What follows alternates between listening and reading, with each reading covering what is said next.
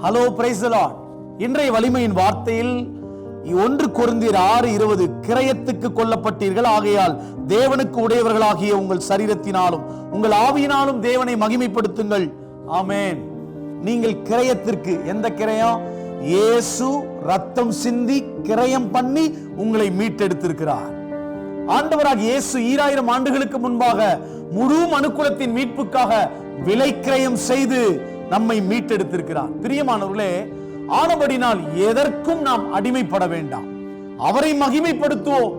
இயேசு விலை கிரயம் செய்து நம்மை மீட்டெடுத்திருக்கிறதினாலே உலகத்திற்கு நாம் அடிமையாக வேண்டாம், உல்லாசத்திற்கு நாம் அடிமையாக வேண்டாம், உலகத்தின் நண்பர்களிடத்தில் நாம் அடிமையாக வேண்டாம்.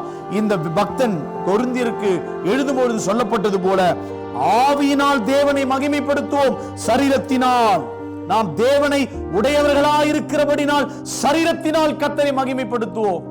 எல்லா விஷயத்தினாலும் தேவனை மகிமைப்படுத்துவோம், எல்லா காரியங்களினாலும் இயேசுவை நாம் மகிமைப்படுத்துவோம்.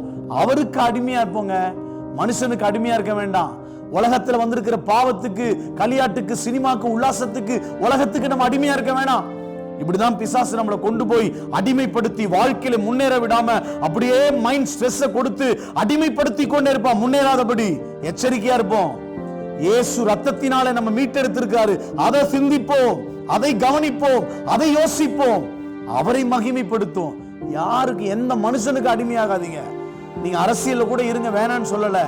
பெரிய ஆபீஸ் பாஸ், உங்க பாஸ் பெரிய ஆளு, ஓகே, நோ ப்ராப்ளம். ஆனா அடிமையாகாதீங்க.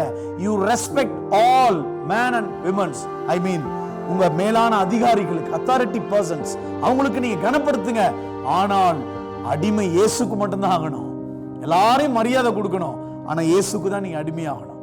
அவங்க சொல்லிட்டாங்கன்ட்டு ஆலயத்தை விட்டுட்டு, இவங்க சொல்லிட்டாங்கன்ட்டு ஊழியத்தை விட்டுட்டு, ஐயோ இவரு தான் முக்கியம், அவர் தான் முக்கியம், இப்படி போ, உலகம், என் ஃப்ரெண்ட்ஸு கூப்பிட்டாங்க, அவங்க கூப்பிட்டாங்க, உலகம். நோ நோ நோ, கர்த்தரை பிடிங்கப்பா.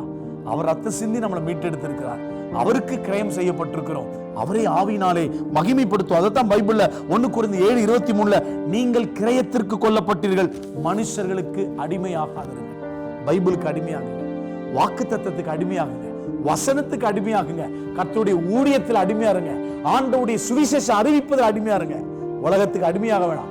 சின்ன வாலிப பிள்ளைங்களே, உங்களை பார்த்து சொல்றேன், காதல், தப்பு, அது இது லொட்டு லொடக்கு எதையோ சிந்திச்சுட்டு ஏதோ ஒரு விஷயத்துல வேலையையும் மேன்மையையும் அகற்றி விட்டு அந்த விஷயத்துல அடிமையாகி வாழ்க்கையை சின்ன பின்னமாக்கி கொள்ளாதீங்க.